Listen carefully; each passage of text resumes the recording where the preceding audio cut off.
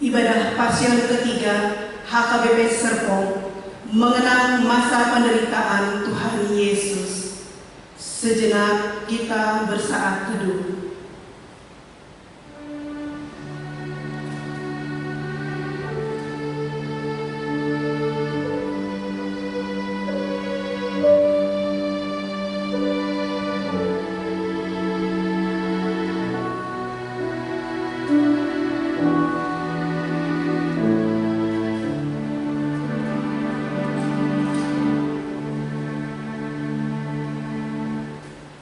Amin.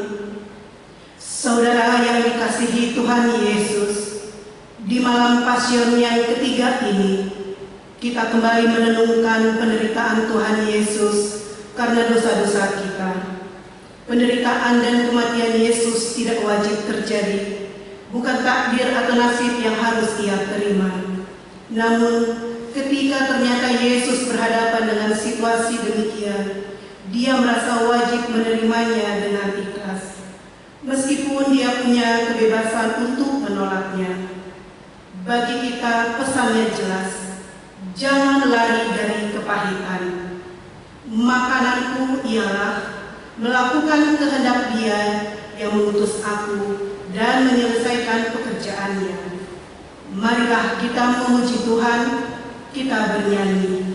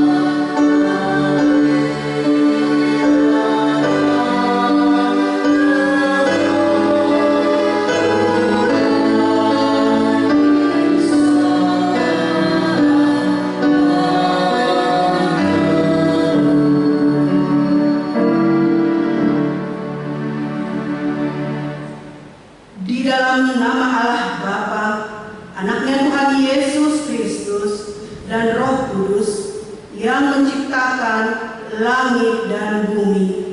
Amin. Ia sendiri telah memikul dosa kita di di dalam tubuhnya di kayu salib, supaya kita yang telah mati terhadap dosa hidup untuk kebenaran. Oleh bilur-bilurnya kita sembuh. Haleluya. Marilah kita berdoa. Ya Bapa dan Allah kami yang penuh kasih karunia bagi kami, Engkau telah mengaruniakan anak-Mu Tuhan Yesus Kristus yang menderita sengsara dan mati di kayu salib, supaya kami selamat dari kuasa iblis. Ajarlah kami mengenal segala penderitaan anak-Mu Yesus Kristus, agar kami beroleh pengampunan dosa dan keselamatan dari kematian yang kedua kalinya, dan memperoleh hidup yang kekal. Ya Tuhan Yesus, kasihani dan tolonglah kami, agar kami menjadi upah dari segala penderitaan-Mu. Amin. Kita bernyanyi.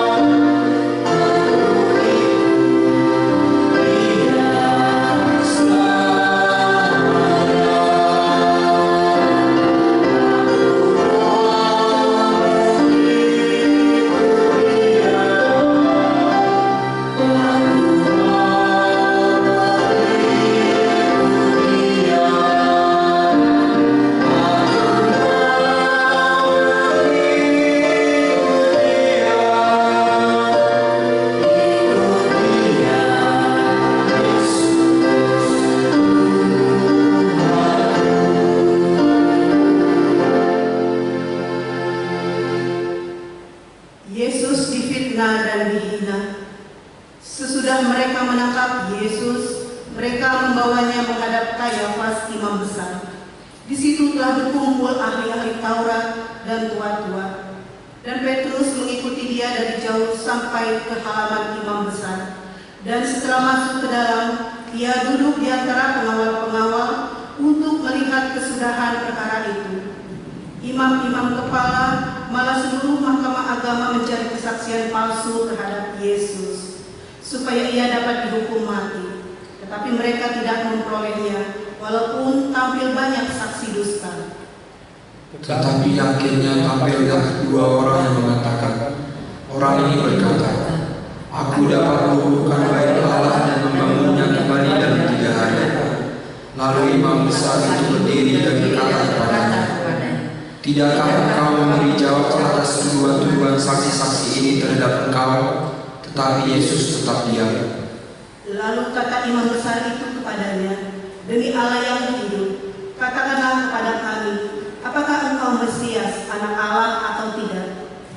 Jawab Yesus, engkau telah mengatakannya. Akan tetapi aku berkata kepadamu, mulai sekarang kamu akan melihat Anak Manusia duduk di sebelah kanan yang Maha Kuasa dan datang di atas kaum manusia. Maka imam besar itu mengoyakkan pakaiannya dan berkata, ia menghujat Allah. Untuk apa kita perlu saksi lagi? Sekarang telah kamu dengar hujatnya. Bagaimana pendapat kamu? Mereka menjawab dan berkata, ia harus dihukum mati. Lalu mereka membayar mukanya dan mencucinya. Orang-orang lain memukul dia dan berkata, cobalah katakan kepada kami, hai Mesias, siapakah yang memukul kau? Marilah kita mengikut Yesus dan bernyanyi. Kita bernyanyi.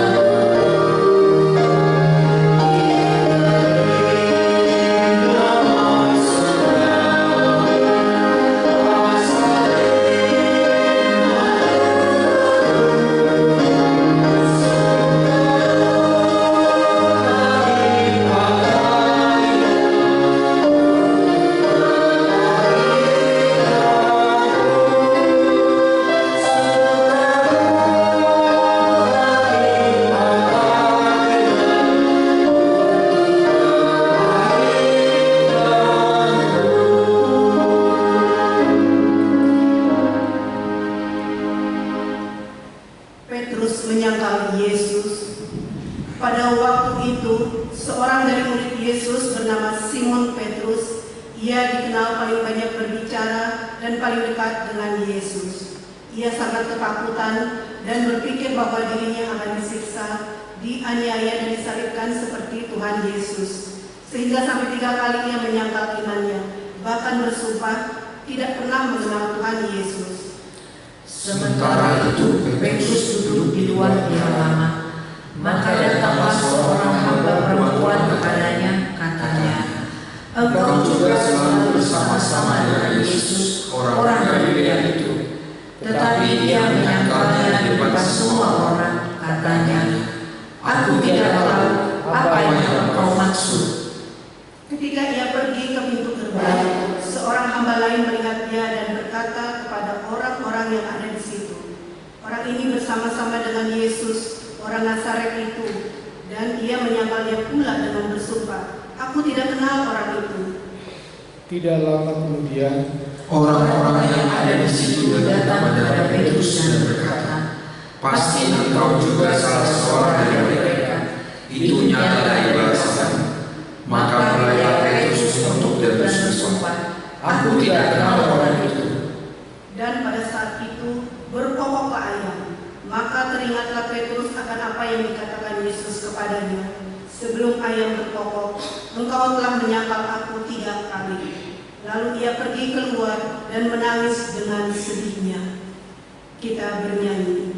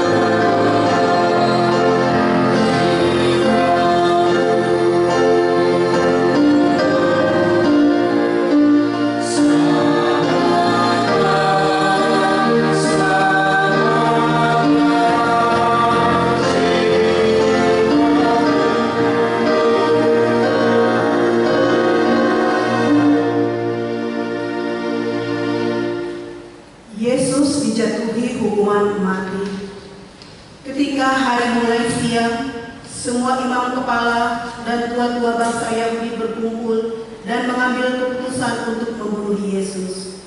Mereka membelenggu dia, lalu membawanya dan menyerahkannya kepada Pilatus, wali negeri itu. Pada waktu Yudas yang menyerahkan dia melihat bahwa Yesus telah dijatuhi hukuman mati, menyesallah ia.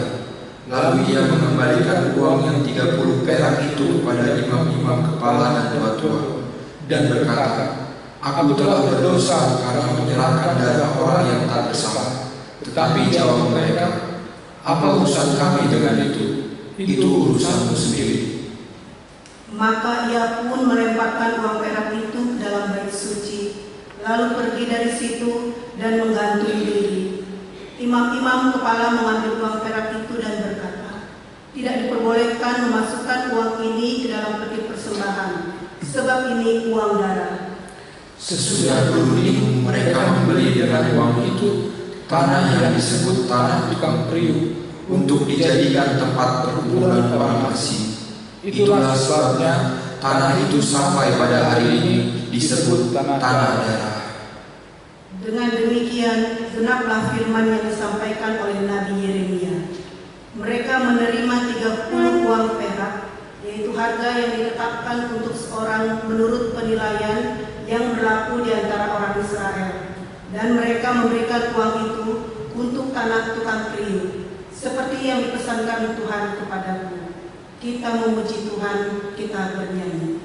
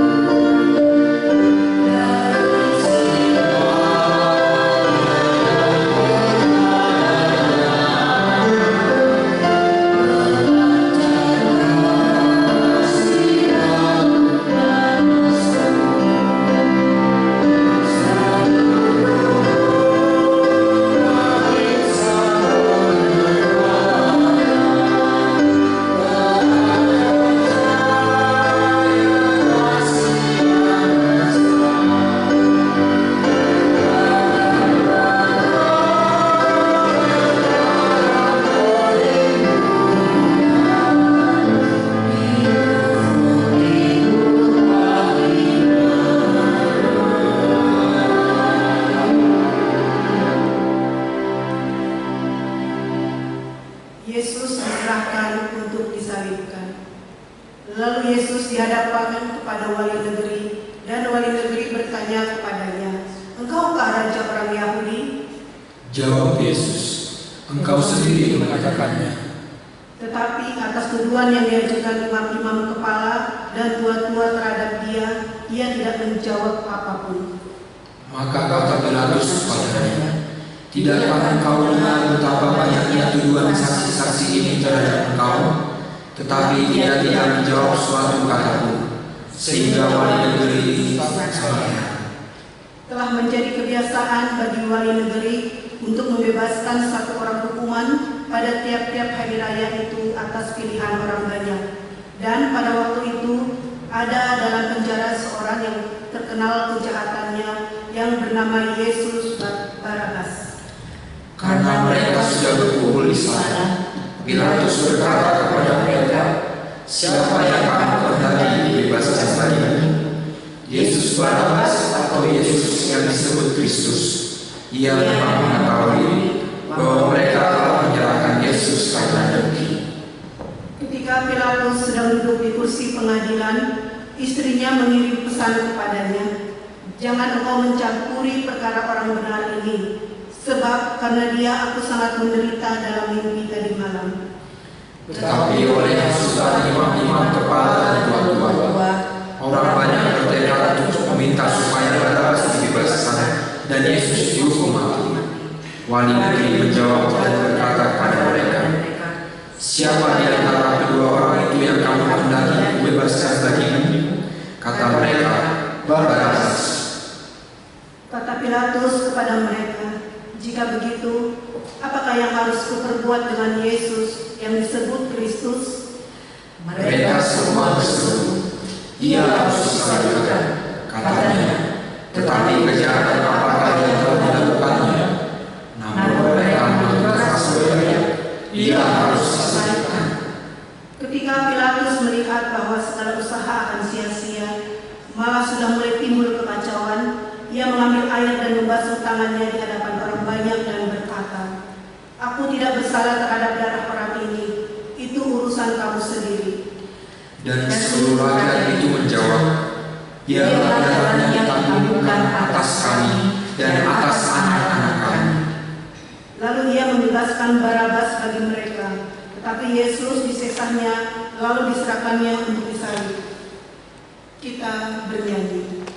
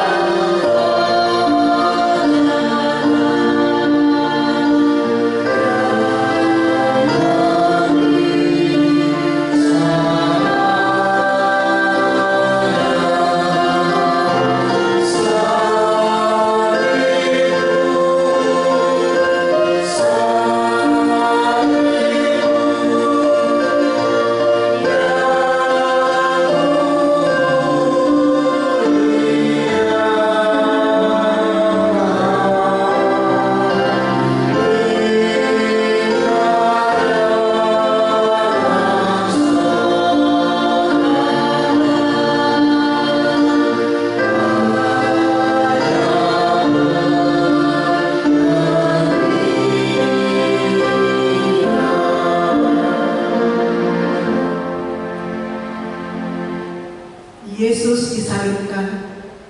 Kemudian serdadu-serdadu wali negeri membawa Yesus ke gedung pengadilan, lalu memanggil seluruh pasukan berkumpul sekeliling Yesus.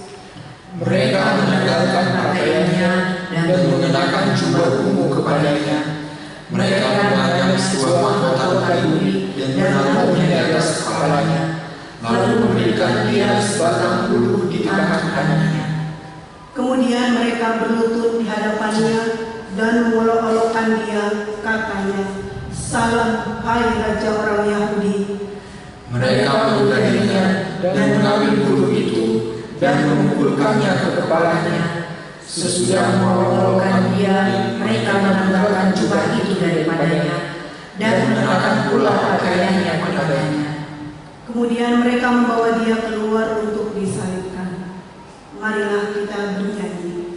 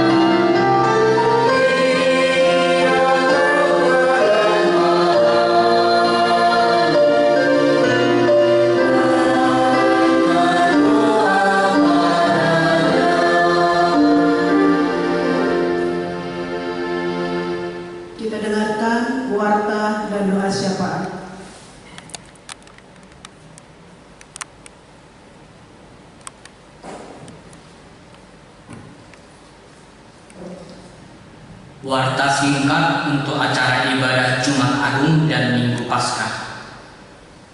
Yang pertama, ibadah Jumat Agung akan kita adakan di rumah kita masing-masing yang dimulai serentak pada hari Jumat 10 April 2020 pada pukul 8.00 WIB. Kedua, ibadah ulang-ulang hukum akan dilaksanakan mulai pukul 14.00 WIB. Ketiga, perayaan Paskah pertama akan kita adakan pada hari Minggu 12 April 2020 pukul 08.00 WIB. Keempat, perayaan Paskah kedua akan kita adakan pada hari Senin 13 April 2020 pada pukul 20.00 WIB. Marilah kita mengikuti ibadah perayaan Jumat Agung, Laun Nahohom, dan perayaan Paskah pertama dan kedua sebagai ketaatan kita kepada Tuhan. Seluruh ibadah akan kita adakan di rumah kita masing-masing. Majelis menghimbau agar seluruh jemaat HKBP Serpong untuk tinggal di rumah sampai wabah virus corona dinyatakan aman. Demikian warta singkat untuk kita. Marilah kita berdoa. Bapa yang kami sembah dalam nama Tuhan Yesus Kristus, kami mengucap syukur atas penyertaan Tuhan sehingga kami telah mengadakan pasion pertama hingga pasion ketiga ini. Kami memohon belas kasihan Tuhan agar dalam ibadah selanjutnya, perayaan Jumat Agung, Ulau Nahoho, perayaan Paskah pertama dan kedua agar berjalan dengan baik dan menjadi dupa yang harum bagi Tuhan sebagai tanda puji syukur kami. Berkatilah perayaan-perayaan Tuhan dan seluruh anggota jemaat Tuhan, lindungilah kami menjalani hari-hari kami, peliharalah kami dan selamatkanlah kami. Demi Kristus kami berdoa. Amin.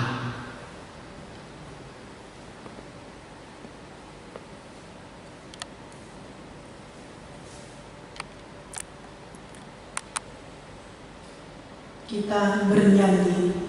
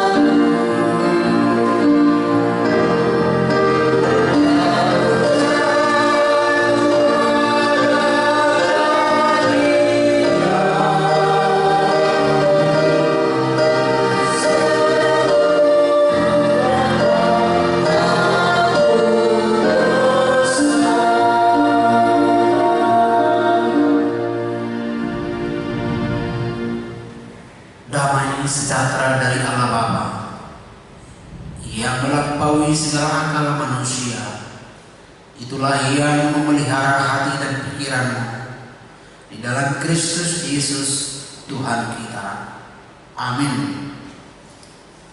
Salam Pasion bagi Bapak, Ibu, dan saudara-saudara sekalian. Firman Tuhan di malam Pasion yang ketiga ini tertulis dalam Kitab Filipi pasal 1 ayat 21. Filipi pasal 1 ayat 21, demikian firman Tuhan.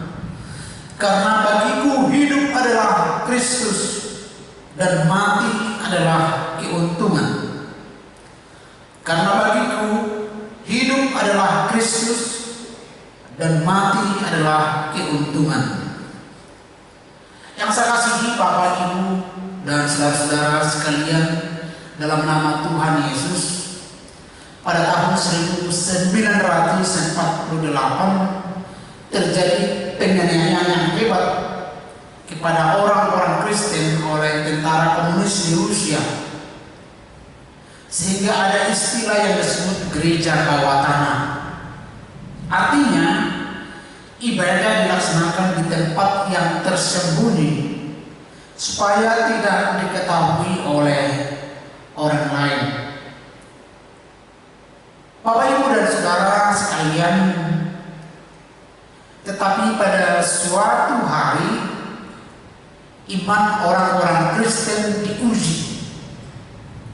Beberapa orang dari pengikut Yesus menyamar sebagai tentara komunis, dan tiba-tiba mereka mengepung orang Kristen yang sedang beribadah. Kemudian mereka mengancam kumpulan orang Kristen tersebut dan mengatakan, siapa yang bertahan di dalam akan ditembak mati. Maka banyak orang berhamburan keluar dari gereja itu, dari tempat ibadah itu, dan mereka pergi berlari untuk menyelamatkan diri. Tetapi Bapak, Ibu, dan saudara, ada beberapa orang yang tinggal di tempat itu. Kemudian orang Kristen yang menyamar sebagai tentara itu mengatakan, orang yang tinggal di dalam tempat ibadah itu diselamatkan, tetapi orang yang pergi kabur dan melarikan diri, mari kita kejar dan kita tembak mati. Nah, demikianlah Bapak, Ibu, dan saudara-saudaraku dalam nama Tuhan, dalam kondisi sulit, komitmen orang Kristen diuji, iman kita diuji. Di tengah kondisi yang sulit, tantangan, penyakit, kemiskinan, masalah sosial, dan masalah-masalah yang lain terjadi, justru disitulah kelihatan bagaimana orang Kristen hidup setia sebagai pengikut Yesus. Perhatikanlah pengalaman Yohanes Pembaptis juga Stefanus. Mereka mati secara tidak wajar atau mati martir oleh karena imannya kepada Tuhan Yesus. Dan pada masa gereja pergumulan, saudara-saudara, banyak orang yang sudah menjadi pengikut Yesus, akhirnya mereka kembali menyembah berhala, mereka kembali murtad dan mengkhianati Yesus oleh karena ancaman, tantangan, dan kesulitan hidup. Dan yang paling berkesan di hati kita adalah Judas Iskariot, salah satu dari murid Yesus. Dia mengkhianati Tuhannya, mengkhianati gurunya oleh karena sejumlah uang. Maka tidak salah Bapak, Ibu, dan saudara-saudaraku jika Paulus mengatakan kepada jemaat di Filipi, karena bagiku hidup adalah Kristus dan mati adalah keuntungan. Ini adalah komitmen yang luar biasa yang terucap dari seorang rasul, dari seorang pengikut Yesus. Mampukah kita menyatakan seperti itu pada suasana sulit seperti ini? Bapak, Ibu yang dikasihi Tuhan dan saudara sekalian, semuanya terjadi adalah seizin Tuhan, dan Tuhan mau melihat sejauh mana umatnya percaya di tengah kondisi, tantangan, dan keadaan yang sangat memprihatinkan ini. Tuhan sedang menguji integritas hidup orang Kristen. Paulus setelah menjadi Kristen, setelah menjadi rasul, dia menyatakan lebih baik kehilangan segala-galanya daripada kehilangan Kristus. Makanya komitmen ini tertulis dan tertanam di hati orang beriman. adalah Kristus dan mati adalah keuntungan, segala-galanya adalah Kristus. Jadi saudara-saudaraku, pengalaman pahit yang dialami oleh para rasul pada gereja mula-mula menjadi gambaran bagi kita tentang pergumulan kita saat ini di tengah-tengah dunia, di tengah-tengah bangsa kita saat ini yang sedang berjuang untuk melawan wabah penyakit. Pergumulan orang Kristen saat ini adalah seizin Tuhan, dan pergumulan manusia di dunia adalah seizin Tuhan, supaya manusia akhirnya mengaku bahwa segala-galanya adalah berasal dari Tuhan dan tunduk di bawah kuasa Tuhan. Jadi jangan tinggalkan Tuhan Yesus. Dalam kondisi sulit, tetaplah beribadah di rumah masing-masing. Tinggallah untuk beberapa saat lamanya di rumah, sampai murka Tuhan berakhir, sampai keadaan terburuk berlalu. Saudara-saudaraku, Bapak Ibu, tetaplah taati apa kata firman Tuhan, apa kata pemerintah, supaya wabah yang sangat menakutkan itu berlalu dari kehidupan kita. Bapak Ibu yang dikasihi Tuhan Yesus Kristus, di malam Paskah yang ketiga ini kita diingatkan bahwa penderitaan merupakan bagian yang tidak terpisahkan dalam hidup kita. Kalau Yesus tadi menderita, dibenci, difitnah, ditangkap, dan disalibkan, maka itu adalah gambaran daripada kehidupan orang Kristen, di mana penderitaan merupakan bagian yang tidak terpisahkan dari kehidupan kita. Jalanilah hidup bersama Yesus, mati bersama Yesus, dan akan bangkit bersama-sama dengan Tuhan Yesus. Hidup tidak akan sia-sia, sekalipun nanti kita akan mati pada waktunya. Tetapi yang jelas, hidup kita tidak sia-sia. Hidup bersama Kristus, mati bersama Kristus, dan akan bangkit bersama Kristus. Jadi sengsara Yesus atau jalan salib yang sudah dibacakan tadi sampai kepada kematiannya adalah bukti kasih Allah kepada kita dalam diri Yesus. Penderitaan itu akan membuat orang Kristen semakin kuat, seperti paku, ya Bapak Ibu, seperti paku, makin dihantam atau dipukul semakin kuat dan tidak bisa dicabut. Demikianlah iman kita kepada Yesus. Semakin dekat dengan Yesus, semakin merasakan persahabatan dengan Yesus, hidup bersama Yesus, semakin kita tidak bisa dipisahkan, tidak bisa goyah. Karena Tuhan Yesus memberkati Bapak Ibu dan saudara-saudaraku sekalian. Amin. Kita berdoa. Bapa dalam surga, terima kasih atas firman-Mu pada malam ini. Di malam Paskah yang ketiga ini kami diingatkan untuk memiliki komitmen bahwa kami akan hidup bersama Yesus, mati bersama Yesus, dan akan bangkit bersama Yesus. Kami tidak akan takut dalam kehidupan, tidak akan pernah putus asa apapun yang terjadi, dan kami tidak akan meninggalkan Tuhan Yesus, dan kami akan tetap setia kepada Tuhan Yesus. Tuhan, ajarlah kami menjaga diri kami, menjaga kesehatan kami, menjaga perbuatan kami, supaya kami terhindar dari segala penyakit, terhindar dari segala dosa, dan kami tetap menjadi anak-anak kesayangan. Dalam nama Yesus kami sudah berdoa dan mengucap syukur. Amin. Marilah kita bernyanyi dan memberikan persembahan buat kerajaan Tuhan.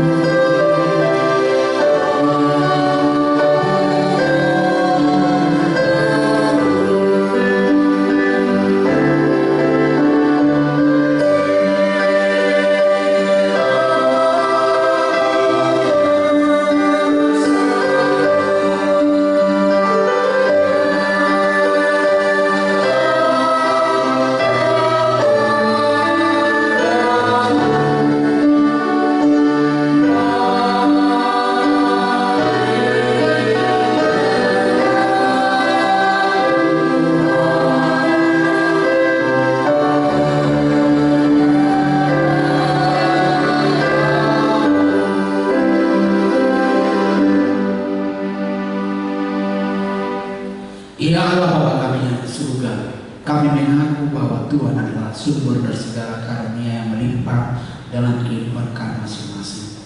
Sebahagian daripada karunia itu kami serahkan kembali sebagai persembahan kepada Tuhan. Terimalah dan berkatilah persembahan umat ini, agar dapat kami pergunakan untuk pekerjaan dan pelayanan kerajaan Tuhan di dunia ini. Bukalah hati kami untuk mengenal betapa banyak berkat dan karunia yang kami peroleh dari Tuhan, supaya kami senantiasa bersyukur kepada-Mu. Dalam nama Yesus Kristus Tuhan kami, amin. Kita sama-sama mengucapkan doa Bapa kami. Bapa kami yang di surga, dikuduskanlah namamu, datanglah kerajaan-Mu, di bumi seperti di dalam surga. Berikanlah kami hari ini makanan kami yang secukupnya, dan ampunilah kesalahan kami, seperti kami juga mengampuni yang salah pada kami, dan jangan membawa kami ke dalam pencobaan, tetapi bebaskanlah kami daripada yang jahat. Karena Kau yang memiliki kerajaan dan kuasa dan kemuliaan sampai selama-lamanya. Amin. Terimalah berkat dari Tuhan. Tuhan memberkati engkau dan melindungi engkau. Tuhan menyinari engkau dengan wajah-Nya dan memberi engkau kasih karunia. Dan Tuhan menghadapkan wajah-Nya kepadamu dan memberi engkau damai sejahtera. Amin.